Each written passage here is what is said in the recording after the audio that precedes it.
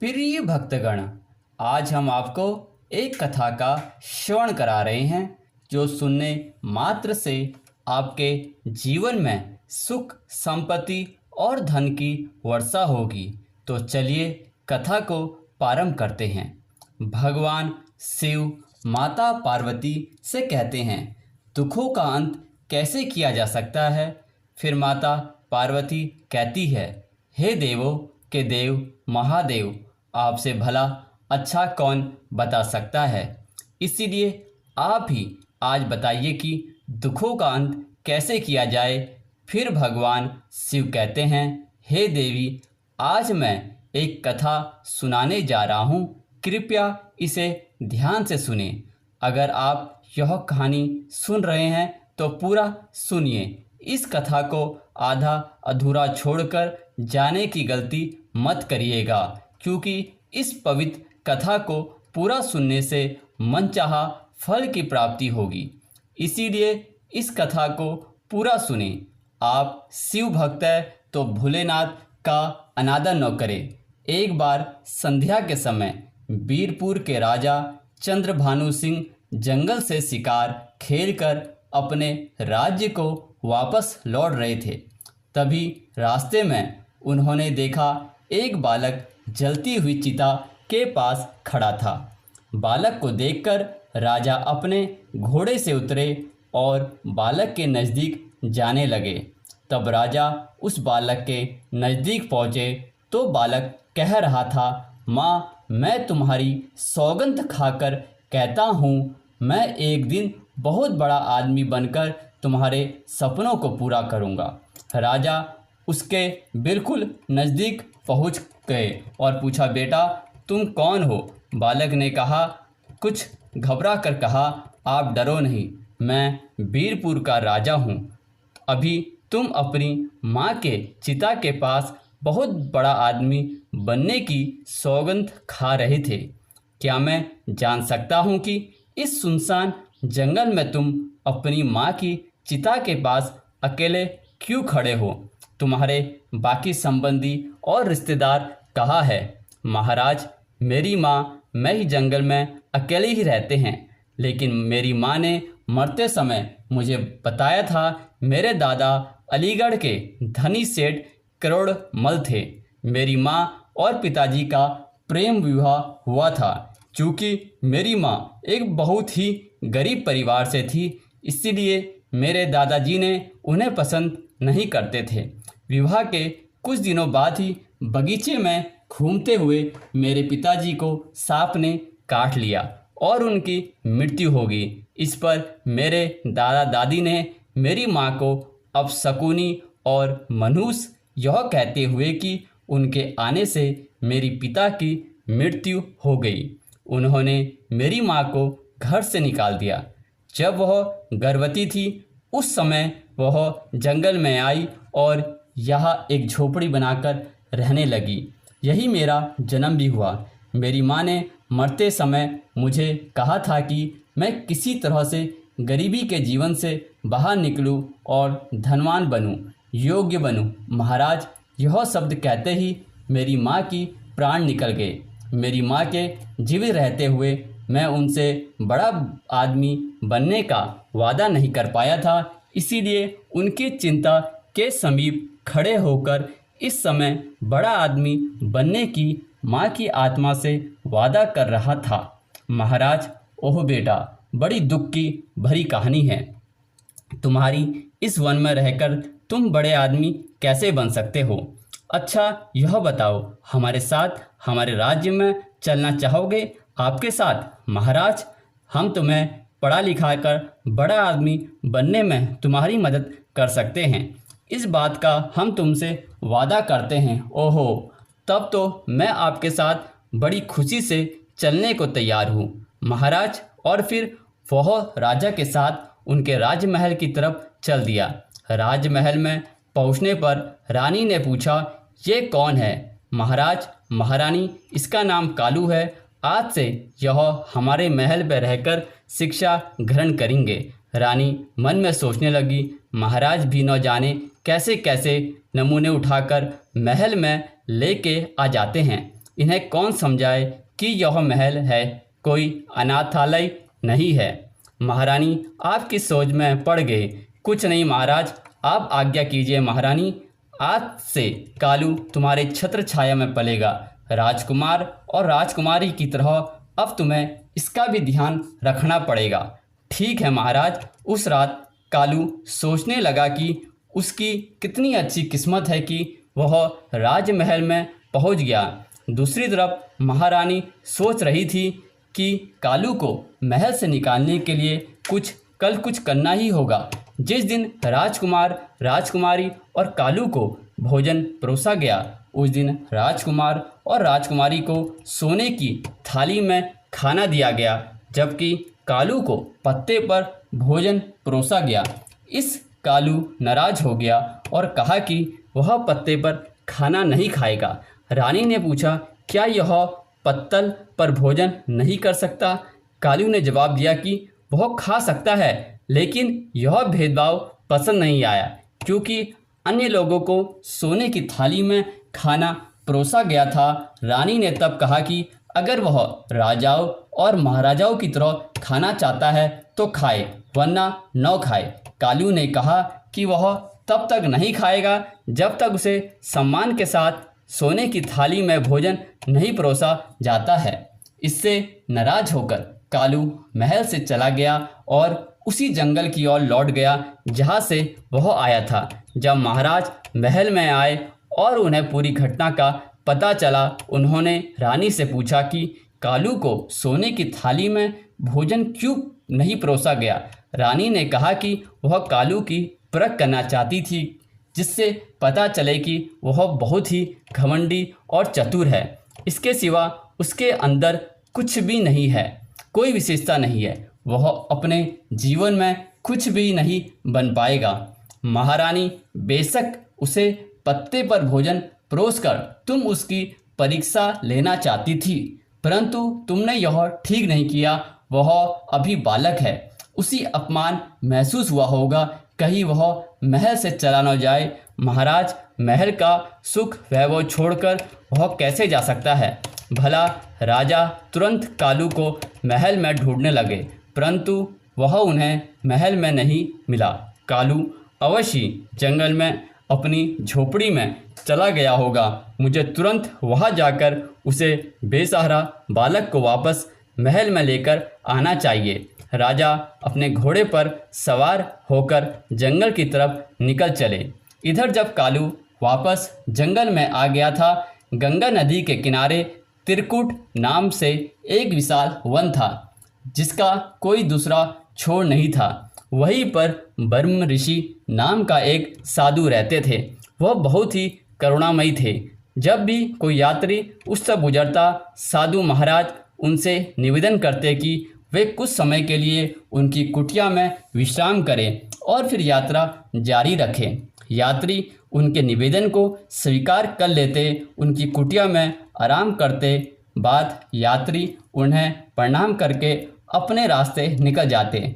इस प्रकार साधु महाराज उस वन में गुजरने वाले यात्रियों की सेवा किया करते थे।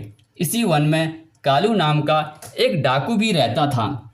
लूटपाट करना उसका पेशा था और जो भी यात्री उसे पैसा देने में हिचकिचाता, उसे कालू बिना किसी झिझक के मार डालता था।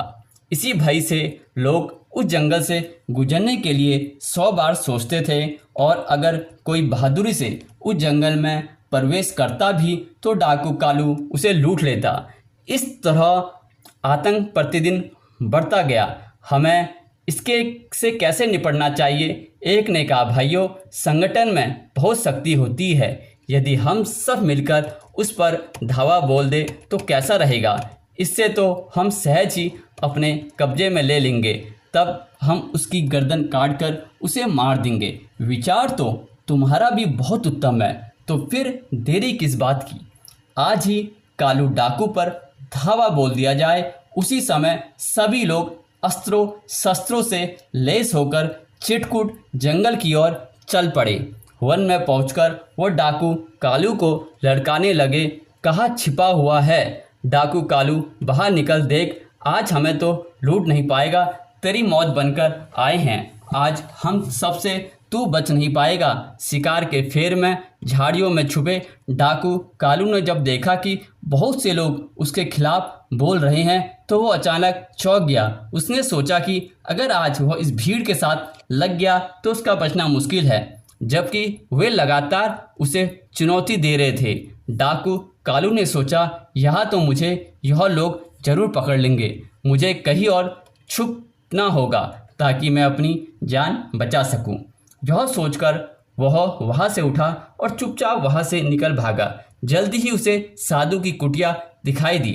उसने सोचा कि मुझ इस कुटिया में शरण लेनी चाहिए। वह कुटिया के समीप पहुंचा तो वह बहुत ही हाफ रहा था। साधु ने उसे देखा, कहा, कौन हो तुम? इस तरह हाफ क्यों रहे हो? और इस वीरान जंगल में तुम अकेले क्या कर रहे हो? कौन हो तुम? क्या घर से भागकर आए हो? नहीं अर्षवर, ऐसी बात नहीं है। तब कालू ने ऋषि को अपनी राम कहानी सुनाई। तब अर्षि ने कहा तो तुम बड़ा आदमी बनना चाहते हो? हाँ महर्षि, पर समझ नहीं पा रहा हूँ कि मैं बड़ा आदमी कैसे बनूंगा। बेटा, यहाँ पर रहकर तुम बड़े आदमी कैसे बन सकते हो? बड़ा आदमी बनने के लिए बुद्धि की आवश्यकता होती है और बुद्धि विद्या ग्रहण से आती है। ओह, परंतु महाराज, मैं विद्या कैसे प्राप्त करूं? मेरे पास तो शिक्षा हेतु कोई धन नहीं है, मुझे कौन पढ़ाएगा? आश्वर ने कहा, बेटा, यदि तुम सच्चे दिल से शिक्षा प्राप्त करना चाहते हो तो मेरे आश्रम में रहकर तुम विद्या प्राप्त कर सकते हो। फिर कालू ने किसी तरह से अपनी उखड़ी हुई सांसों पर काबू पाया और कहा, साधु बाबा, कुछ लोग मेरी हत्या करने के लिए वन में खोज रहे हैं, उनसे मेरी रक्षा कीजिए। जा तू अंदर कुटिया में जाकर छिप जा। कालू ने ऐसा ही किया और कुटिया के अंदर जाकर छिप गया। तभी कालू को खोजते हुए लोगों की भीड़ कुटिया के पास आ पहुंची और साधु महात्मा से पूछने लगी, बाबा, क्या आपने यहाँ से किसी आदमी को गुजरते हुए देखा है? आप लोग किस आदमी की बात कर रहे हो? हम कालू डाकू की बात कर रहे हैं। साधु बाबा उनसे मासूमी और लोगों को लूटकर बहुत सताया है। वह अपना खजाना भरता है और मौका मिलने पर लोगों की हत्या कर देता है। आज हम उसे मारने आए हैं। साधु बाबा, क्या तुम कालू को मारोगे? वह पहले ही गंगा नदी में डूबकर मर चुका है। साधु बाबा, तुम क्या कह रहे हो? कालू डाकू मर चुका है? हाँ भाइयों, मेरे कहे पर विश्वास करो और अपने घर वापस लौट जाओ। कालू कुटिया के अंदर छिपा खिड़की से यह सब देख रहा था और सोच रहा था, आज साधु बाबू की वजह से उसकी जान बच गई है। लोग साधु बाबा को बहुत आदर करते हैं। उनकी बातों पर विश्वास करके वे वहां से लौट गए। जो लोग चले गए थे तो डाकू कुटिया से बाहर आया और साधु बाबू से पूछने लगा, साधु बाबा, आपने मेरे बारे में उन लोगों को झूठ क्यों बोला? मैंने उनसे क्या झूठ बोला? कालू, तुम्हारे अंदर का डाकू मर चुका है, इसलिए तुम डर कर मेरी मदद मांगने आए थे। साधु बाबा की बात सच है, उनसे धन लूटकर तुम अपना लोक और परलोक बिगाड़ रहे हो। इतना सब कुछ करने पर भी क्या तुम्हारे मन को शांति है? तुम निडर होकर अन्य लोगों की तरह जीवन गुजार सकते हो? नहीं, हर समय तुम्हें यही डर बना रहता है कि कहीं कोई तुम्हें मार न दे। बोलो, सत्य है ना? हाँ साधु बाबा। फिर कुछ सोचकर कालू डाकू ने साधु बाबा से कहा, साधु महाराज, आपकी बातों में मेरी आंखें खोल दी है। मैं भी अन्य लोगों की तरह निडर होकर जीना चाहता हूँ। आप मुझे कोई ऐसा उपाय बताइए जिसको करने से लोग मुझे भी आपकी तरह आदर सम्मान से देखें। मैं वचन देता हूँ, आप मुझसे जो भी काम करने को कहेंगे मैं उसे करूँगा। ऐसा है तब जाओ मेरे पीछे पीछे। तब साधु बाबा एक पर्वत की ओर चल दिए और कालू उनके पीछे पीछे था। पर्वत की तलहटी में पहुंचकर साधु महाराज ने कहा, कालू, इन दो पत्थरों को अपने सिर पर उठाकर पहाड़ पर मेरे पीछे पीछे चलो। अच्छा साधु बाबा। कालू ने ऐसा ही किया। उसने दोनों पत्थर उठा लिए और अपने सिर पर रखकर साधु बाबा के पीछे पीछे चलने लगा। कुछ ही कदम चलने पर वह थकने लगा। तब साधु महाराज ने पूछा, क्या हुआ? कालू ने कहा, साधु बाबा, यह पत्थर बहुत भारी है। साधु ने कहा, अच्छा एक पत्थर फेंक दो। कालू ने तुरंत एक पत्थर फेंक दिया फिर से साधु के पीछे चलने लगा। कुछ दूर जाने पर कालू ने कहा, साधु बाबा, यह अकेला पत्थर भी कम भारी नहीं है, अब मैं चढ़ाई नहीं कर सकता। साधु ने कहा, ठीक है, इसे भी नीचे फेंक दो और मेरे पीछे आओ। कालू ने दूसरा पत्थर भी फेंक दिया और साधु के पीछे पहाड़ पर चढ़ने लगा। अब यह आसानी से पहाड़ की चोटी पर पहुंच गया। वहां पहुंचकर कालू ने कहा, साधु बाबा, आप मुझे यहाँ क्यों लाए हैं? तुम्हें एक शिक्षा देने के लिए। देखो, अब तुम्हारे सिर पर लूट मार और हत्या रूपी 2 भारी पत्थरों का बोझ था, जो तुम्हें जनप्रिय रूपी पहाड़ी पर चढ़ने नहीं देता था। इसलिए तुम एक काम करो, आज से तुम लूट मार और हत्याएं करना बंद कर दो। जिन लोगों का धन तुमने आज तक लूटा है उन्हें वापस कर दो, तब जाकर तुम भी सब लोगों के प्रिय बन जाओगे। तब ही सब जगह भले आदमी के रूप में पहचान जाओगे। ठीक है साधु बाबा, मैं ऐसा ही करूँगा, लेकिन मुझे यह पता नहीं जिन लोगों से मैंने धन चुराया है वे कौन थे और कहाँ के निवासी थे। फिर साधु बाबा कहते हैं, इसलिए तुम यह करो कि चुराया हुआ धन गरीबों और भिखारियों में बांट दो। ठीक है साधु बाबा, मैं ऐसा ही करूँगा। कालू ने ऐसा ही किया और भेष बदलकर शहर में गया और अपने साथ लाए गए सारे धन को गरीबों और जरूरतमंदों में बांट दिया। धन बांटने के बाद कालू वापस वन में साधु बाबा के पास उनका शिष्य बन गया और कहा, कालू, जहाँ तक हो सके हमेशा दूसरों की मदद करो, दूसरों की सहायता करो। यही मानवता की सच्ची सेवा है और यही भगवान की सेवा है। कालू ने सच्चे दिल से साधु बाबा की सेवा और साधु बाबा के सानिध्य में 5 वर्ष बिताए। इसी बीच साधु बाबा कृपा से वह अत्यंत ही बुद्धिमान और सच्चे चरित्र वाला बन चुका था। तब एक दिन साधु बाबा ने कहा, कालू, आज तुम्हारी शिक्षा पूरी हुई है। कालू ने कहा, मैं शिक्षा का मूल्य कैसे पहचानूंगा? आज ने उत्तर दिया, बेटा, शिक्षा का कोई मूल्य होता, यह तो अमूल्य है। कालू राशि के साथ वहाँ रहकर उसको शिक्षा प्रारंभ की। साथ ही वह आश्रम के कामों में भी मदद करता था। वर्ष बीत गए और कालू युवा हो गया। एक दिन आरसो ने कहा, कालू, आज तुम्हारी शिक्षा संपूर्ण हुई। मुझे गर्व है कि तुम मेरे सबसे योग्य और बुद्धिमान शिष्य हो। अपनी बुद्धि का प्रयोग कर तुम कठिनाइयों में भी सफलता प्राप्त कर सकोगे, यह मेरा आशीर्वाद है। अब तुम एक आदर्श पुरुष के रूप में परिवर्तित हो चुके हो। अब मुझे क्या करना है गुरुदेव? कालू, अब तुम युवा हो, अभी तुम्हारे सामने एक लंबा जीवन खड़ा है, इसलिए अब तुम्हें कोई कार्य करके अपना जीवन यापन करना होगा। कालू ने निराश होते हुए कहा, गुरुदेव, सब जगह मैं एक डाकू के रूप में बदनाम हूँ। भला मुझे जैसे आदमी को कौन काम देगा? जाओ, अपनी इस बुद्धि के बल के सारे जीवन के कुरुक्षेत्र में सफल योद्धा बनकर उतर जाओ। फिर उसने निश्चय किया कि वह वीरपुर जाएगा। वीरपुर वही राज्य था जहाँ के राजा ने एक बार बचपन के समय में कालू को आश्रय दिया था, परंतु उसकी रानी ने अपमानित करके कालू को निकाल दिया था। जब कालू वीरपुर में पहुंचा तब उसे मालूम हुआ कि वहां के मंत्री की आकस्मिक मृत्यु हो चुकी है, इसीलिए मंत्री का पद खाली पड़ा था। राजा महल की राजसभा में आज मंत्रियों के खाली पड़े पद पर योग्य उम्मीदवार का चुनाव करना था। कालू भी उस समय राजा के दरबार में पहुंच गया और वहां पर जो कुछ भी घटित हो रहा था उसे कालू बड़े ध्यान से देखने लगा। उस समय राजा अपने सिंहासन पर बैठे थे और उनके सेनापति ने कहा, महाराज, मंत्री की आकस्मिक मृत्यु से मंत्री का पद रिक्त हो गया है। यह पद ज़्यादा दिनों तक खाली नहीं रहना चाहिए। सेनापति जी, आप बिल्कुल ठीक कह रहे हो। आज तक तो जो परंपरा चली आ रही है उसी के अनुसार मंत्री के पुत्र सागर का मंत्री का पद सौंपा जाएगा। पर क्या सारंग इस पद के लायक है? चाहे लायक हो या न हो, राजकरी परंपरा के अनुसार यह पद उसे सौंपा जाएगा। अब हम दरबार में इसकी घोषणा करेंगे।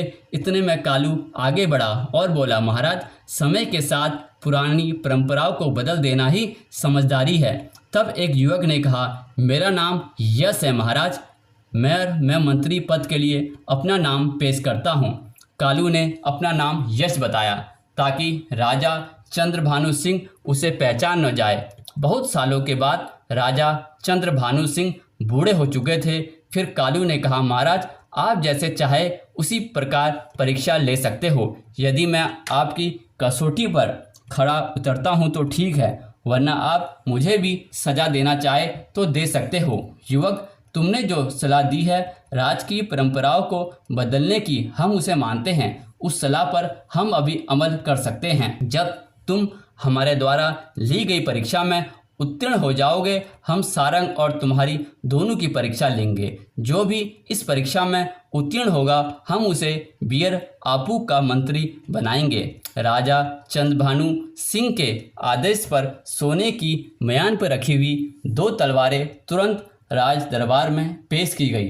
तब राजा चंद्रभानु सिंह ने सारंग को एक तलवार दी। कहा, सारंग तू उत्तर दिशा में जाना है और वहाँ के समीप राज्य केसरपुर में जाकर वहाँ के राजा केसर सिंह को यह भेंट देकर आना है। उसके बाद महाराज ने एक सोने की तलवार यश को दी। कहा, यश तुम्हें पश्चिम दिशा के समरवर्ती राज्य विशालपुरम में जाकर राजा विशाल तक यह भेंट पहुँचाना है।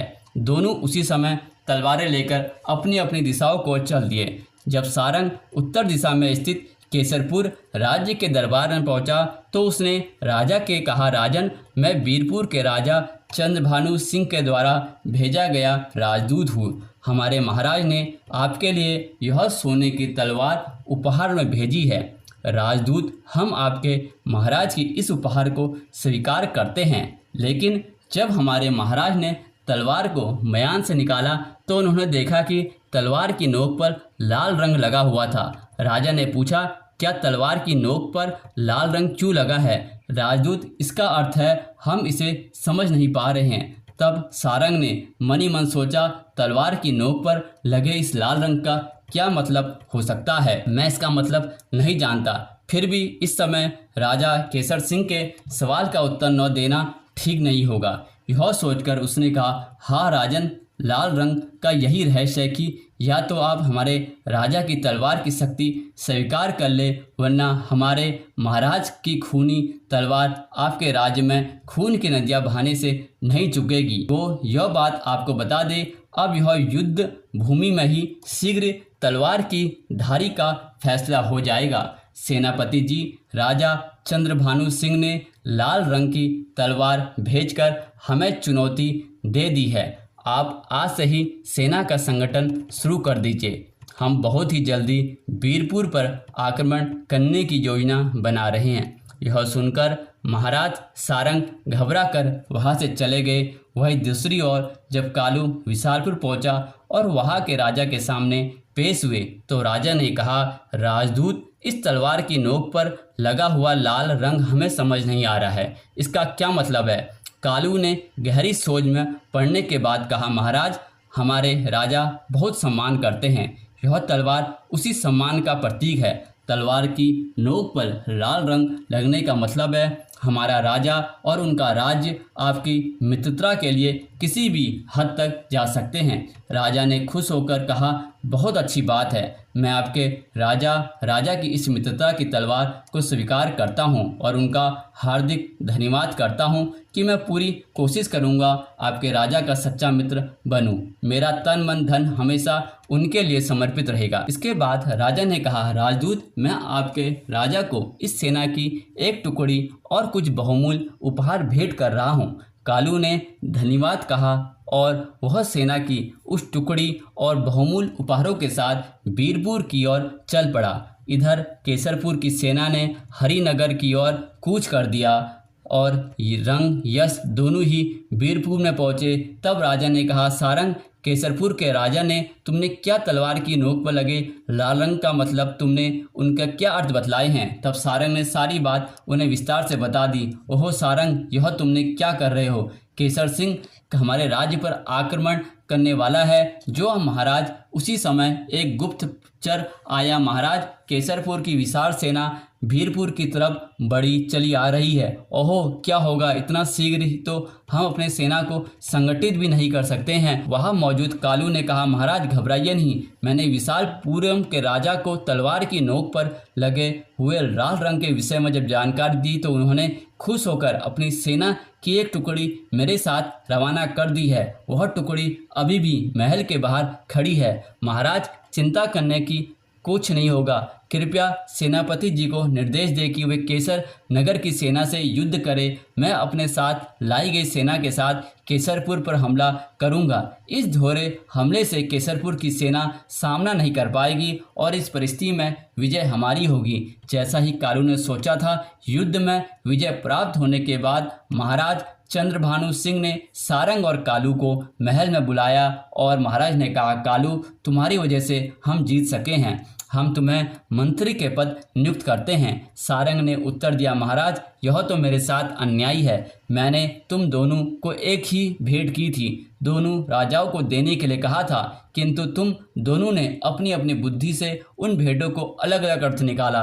यश ने बुद्धिमान और दूरदर्शा से काम लिया, जबकि सारंग तुमने अपनी मूर्खता से केसरपुर के राजा को सदैव के लिए हमारा शत्रु बना दिया। तुम बताओगे हम तुम्हें वीरपुर का मंत्री बनाए या यश को? सारंग ने कोई जवाब न दिया और सिर झुकाकर चुपचाप दरबार से निकल गया। तब महाराज ने घोषणा की कि हम यश को वीरपुर के राज मंत्री बनाते हैं। इसके बाद उसी रात को यश के मंत्री बनने के सम्मान में उस राजमहल में भोजन के लिए आमंत्रित किया गया। तब महारानी ने स्वयं अपने हाथों से यश को भोजन परोसा। मंत्री बने हुए यश ने कहा, क्षमा करें महाराज, मैं भोजन इस चांदी की थाली की अपेक्षा सोने की थाली में करना पसंद करूंगा। ठीक है, हम उसका भी प्रबंध किए देते हैं। तब कालू ने सोने की थाली में भोजन परोसा गया तो उसे देखा देखी महारानी जी वह दिन आ ही गया जिसके बारे में आपने कभी मना किया था। महारानी ने पूछा, आप क्या कह रहे हो? मंत्री जी ने उत्तर दिया, महारानी जी याद कीजिए, आज से 15 वर्ष पहले आपने कालू नामक बालक को पत्ते पर भोजन परोसा था। महारानी बोले, हो हाँ याद आया। उस दृढ़ बालक ने जब उस भोजन को खाने से मना कर दिया था और कहा था कि तभी इस महल में भोजन करूंगा जब उसे सोने की थाली में भोजन परोसा जाएगा। महारानी ने पूछा, लेकिन आपको यह बात कैसे पता है? कालू ने उत्तर दिया, मैं वही बालक जय हूँ। महारानी जी, जब राजा चंद्रभानु सिंह ने महारानी से कहा, देखो महारानी जी, जिस बालक को आपने अहंकारी समझा था वह आज इस राज्य का मंत्री है। मंत्री ने कहा, राजन, यदि महारानी ने मुझ उस समय त्रिषित नहीं किया होता तो शायद मेरे मन में ऊंचाइयों को छूने की तीव्र इच्छा नहीं जगती। मैं तो महारानी जी का एहसानमंद हूँ, यह तो आपकी विनम्रता है। इस तरह से मंत्री ने कुशलतापूर्वक मंत्री का पद संभाल लिया।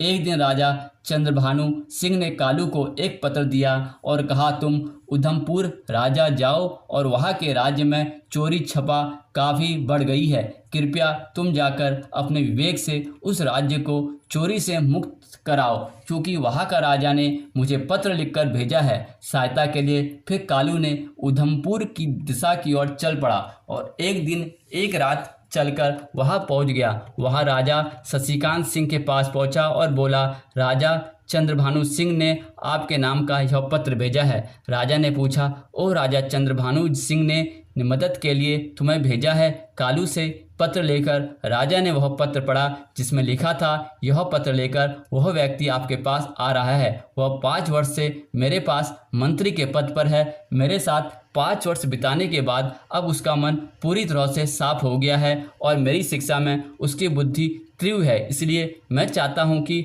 आप इसे अपना विशेष सलाहकार नियुक्त कर दें। आपका हितेश, राजा चंद्रभानु सिंह।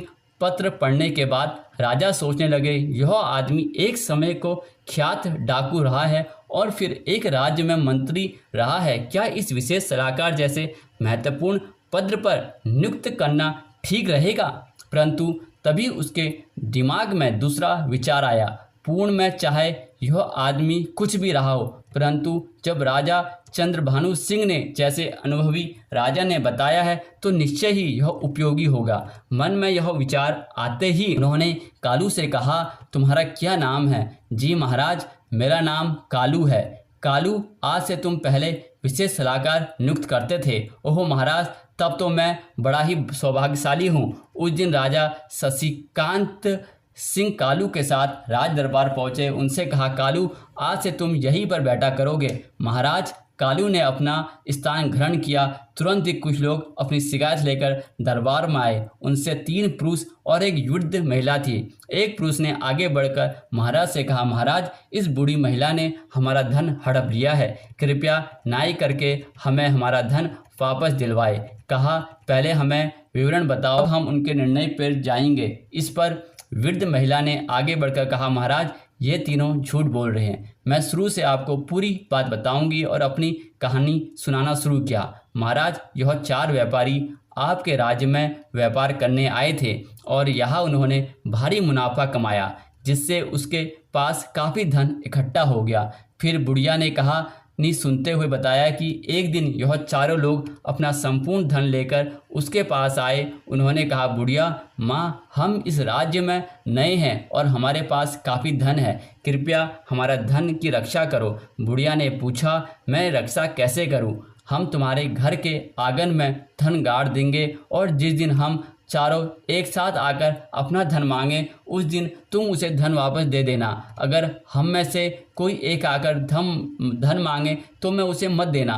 यह तो बहुत ही सरल है, पर मेरे लिए क्या है? व्यापारियों ने कहा, बूढ़ी माँ, इसके बदले हम भी तुम्हें धन देंगे। बुढ़िया ने तब कहा, तब मुझे तुम्हारी बात मंजूर है। उन्होंने घर में गड्ढा खोदा, 2 बड़ी पोटलियाँ धन से भरी हुई वहाँ पर रखकर मिट्टी में ढक दिया और वो चारों बोले, बूढ़ी माँ, हम हर शाम को यहाँ भोजन करने आया करेंगे। बुढ़िया ने कहा, बड़े शौक से आओ। बेटे रोज शाम को जब से भोजन करने आया करते। बुढ़िया से कहा, बड़े शौक से आओ। बेटो रोज शाम को जब वे भोजन करने आते तो बुढ़िया से पूछते, हमारा सारा धन सुरक्षित है? बुढ़िया ने जवाब दिया, हाँ बेटा, तुम्हारा धन पूरी तरह से सुरक्षित है। एक दिन जब उन व्यापारियों ने खजाने को जगह खोदा तो वहाँ पर धन अभी भी वैसा ही था जैसे छोड़ा गया था। अब उन्हें उस बुढ़िया की ईमानदारी पर कोई संदेह नहीं रहा। उसकी ईमानदारी से प्रसन्न होकर उन्होंने उसे 5 स्वर्ण मुद्राएं दिए। कहा, बूढ़ी माँ, यह मुद्राएं रख लो, यह तुम्हें काम आएगी। झुक झुक कर जियो मेरे बेटे। लेकिन उन चारों में से एक के मन में लालच जाग उठा। उसने सोचा कि यदि यह बुढ़िया को धोखा देकर सारा धन हड़प ले तो उसकी ज़िंदगी बिना किसी मेहनत के आराम से गुजरेगी। एक दिन जब वे चारों व्यापारियों घर के बाहर एक पेड़ के नीचे चौपट खेल रहे थे, तभी उनमें से एक ने दूसरे से कहा, तुम बूढ़ी माँ से जाकर कह दो कि वह जल्दी से खाना बना दें, बहुत भूख लगी है। ठीक है, मैं अभी जाता हूँ। और घर की ओर चल दिया। वह सोच रहा था कि वह सबसे अच्छा मौका है। अब उसके साथी काफ़ी बाहर व्यस्त है और अकेला धन को हट सकता है। घर के अंदर पहुंचते ही उसने बूढ़ी माँ से कहा, बूढ़ी माँ, हमें इस वक्त सारे धन की आवश्यकता है। मेरे साथी ने धन लाने के लिए मुझे भेजा है। सारे धन की एक साथ तुम लोगों को इस समय क्या आवश्यकता आ पड़ी है? बूढ़ी माँ कहती है, मेरी बात पर तुम्हें यकीन नहीं हो रहा है, तुम जाकर मेरे साथियों से पूछ लो। तब बुढ़िया घर के दरवाजे पर आई और बाहर बैठकर चौपट खोल रहे व्यापारी से बोली, तुमने जयन से जो कहा है क्या वो ठीक है? हाँ बूढ़ी माँ, ठीक है, परंतु जरा जल्दी कर दो। तब बुढ़िया ने घर के अंदर आई, बोली, तुम्हारे साथी भी तुम्हारी बात का समर्थन कर रहे हैं, इसलिए गड्ढे को खोदकर तुम अपना धन ले जा सकते हो। अच्छा बूढ़ी माँ, वह व्यक्ति मन ही मन सोच रहा था कि मेरी चाल कामयाब हो गई। वह व्यक्ति फटाफट गड्ढा खोदने में जुड़ गया। बड़ी ही तेजी के साथ उसने सारा गड्ढा खोद दिया। धन के 2 बड़े बड़े थैले निकालकर बाहर रख दिए और बूढ़ी माँ से बोला, बूढ़ी माँ, तुम जरा 1 लोटा पानी ला दो, मुझे बड़ी प्यास लगी है। अब जैसा ही बेटा बुढ़िया पानी लेने चली गई, इतने में पलक झपकते ही वह व्यक्ति दोनों धन के भरे हुए थैले उठाए और घर के पिछवाड़े में एक घोड़ा खड़ा था, उसकी पीठ पर लादकर वह तुरंत वहां से फरार हो गया। दूसरी ओर उनके साथी जो बाहर बैठकर चौपट खेल रहे थे, वह सोचने लगे कि मेरा मित्र अभी तक क्यों नहीं लौटा है। उन्होंने कहा, चलो अब तक तो खाना तैयार हो गया होगा, अंदर चलते हैं। वे तीनों अंदर गए और बूढ़ी माँ ने बोले, खाना तैयार है, क्या तुमने तो पहले अपने मित्र को खाना बनाने के लिए कहा था। बुढ़िया ने कहा, उसने मुझसे कुछ नहीं कहा, वह व्यक्ति तो सारा धन लेकर तुम्हारे पास आया था। जब तीनों व्यापारियों यह सुनता है तो सदमे में पड़ जाता है और कहता है, लेकिन तुमने उसे अकेले सारा धन क्यों सौंपा? दरवाजे पर आई थी और तुमने कहा था कि जल्दी करो, हमने तो सिर्फ खाना जल्दी बनाने को कहा था। क्या तुम्हारे मित्र ने तुम्हें धोखा दिया? फिर बुढ़िया ने अपनी पूरी कहानी को सुनाया। महाराज, यही है सारी कहानी, बताइए इस घटना में मेरा क्या दोष है? फिर तीनों व्यापारी कहते हैं, वह बुढ़िया झूठ बोल रही है, अवश्य ही इसे इस बात का पता था कि मेरा मित्र धन लेकर जा रहा है। महाराज, अब हम सब पर दया करें, क्योंकि इससे हमारा सारा धन वापस दिलवाने की कृपा करें। महाराज सोचने लगे, ओहो, बड़ा ही विचित्र झगड़ा है, यह कैसे इन लोगों के निपटारा करूं? क्यों न कालू झगड़े को निपटारा करने के लिए कहूं, इस प्रकार कालू के विवेक की परीक्षा भी हो जाएगी। यह सोचकर उन्होंने कालू से कहा, कालू, क्या तुम इन लोगों के झगड़े का निपटारा कर सकते हो? अवश्य महाराज, यदि आपकी आज्ञा हो तो। कालू ने बूढ़ी औरत से पूछा, बूढ़ी माँ, जब चारों व्यापारी तुम्हारे पास धन रखने के लिए आए तो उनसे तुमसे क्या कहा था? इन्होंने कहा कि यह सारा धन हम तुम्हारे आंगन पर गाड़ जाएंगे और जब हम चारों एक साथ आएंगे तब उस धन को देना, किसी एक के मांगने पर मत देना।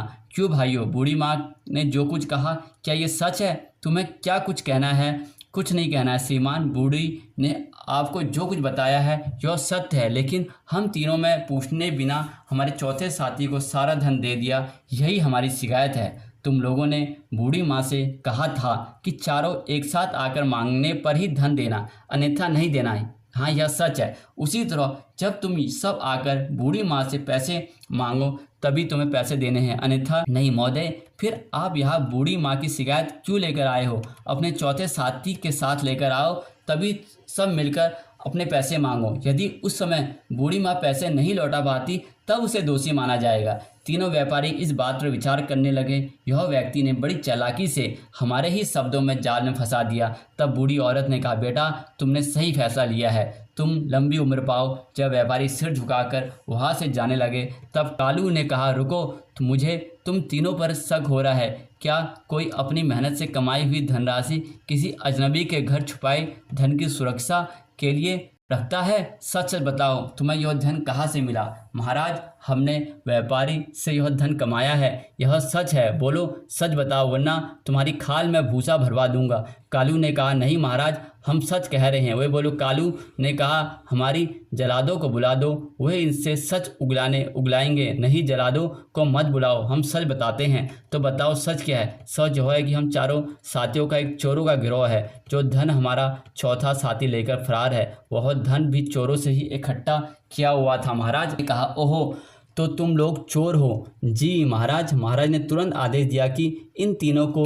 कारागार में डाल दिया जाए और उस बूढ़ी औरत को पूरी इज्जत के साथ राजमहल से विदा कर दिया गया। महाराज ने कालू से कहा, कालू, तुम परीक्षा में खड़े उतरे हो, हमें अपना विशेष सलाहकार बनाकर उचित किया। हम इस फैसले पर सदैव गर्व रहेगा। उस दिन के बाद से राजा शशिकांत सिंह कालू से सलाहकार के लेकर अपना प्रत्येक कार्य करते थे। फिर कालू जो डाकू था वह दुनिया का सबसे बुद्धिजीव कहने लगा। इतना कहकर भगवान शिव अपनी कथा समाप्त करते हैं। इस वीडियो को बोलते समय कोई त्रुटि हो तो मैं क्षमा चाहता हूँ। उम्मीद है आप सभी को यह वीडियो अच्छी लगी होगी। अगर आप शिव के सच्चे भक्त हैं तो चैनल को सब्सक्राइब करिए, वीडियो को लाइक करिए, कमेंट करिए। बोले हर हर हर महादेव।